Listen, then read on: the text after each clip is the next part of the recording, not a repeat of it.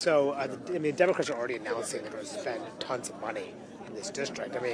I know you wanted him out for so long, but was this a political mistake, given that Democrats could pick it up?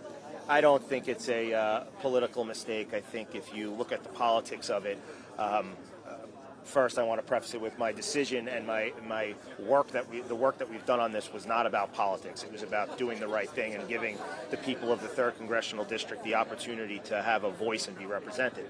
But if we're going to speak politics, politically, he was each and every day a story. When we've had this conversation before, when we want to focus on things that matter to the Republican conference, when we want to focus on our commitment to America and keeping this country safe and securing our borders and holding Mayorkas and Biden accountable, when we want to rein in reckless spending, when we want to make this country energy independent, when we want to focus on local issues like restoring the SALT deduction, making sure the 9/11 health bill is fully funded.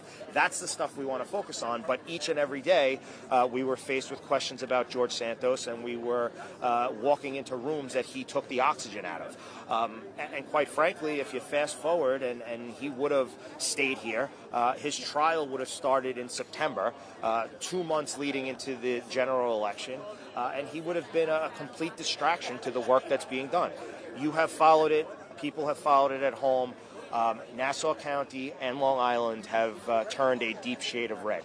And we are winning in places that we've never won before because we are on the right side of every issue and we have great leadership. And I look forward in the next couple of minutes when I walk back to the office, I am going to speak to our chairman, Joe Cairo, who I would argue is probably one of the best political leaders anywhere in this country. And I guarantee you that when that number was called on that floor, he was already working on finding a good, conservative Republican who's trustworthy, who's ethical, who is going to represent that district. And if we work as hard as we usually do in Nassau County, because nobody does it better, the night of this special election, we will again return the 3rd Congressional District to a red. What if another member gets accused by the ethics committee but not convicted and doesn't have an expulsion recommendation? Are you concerned that this precedent could come back to bite any member of Congress up here? I think that what we need to focus on right now is moving forward. And I haven't, in my research, found anyone in the history books that is quite like George Santos. I think this was a unique situation. It was one that was dealt with. And yes, was there a precedent set today? There was a precedent set for someone like George Santos. The people in the Civil War were not George Santos. Others that were removed from Congress were not George Santos. And I hope we don't have to do it again. And we should also take into consideration that Santos had every opportunity to resign.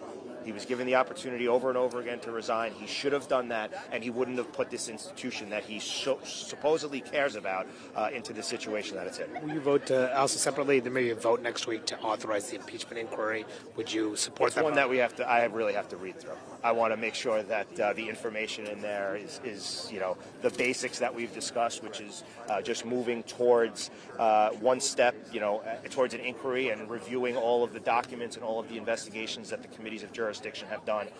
So I'll give it a read and we'll go from there. All right, guys, thank you.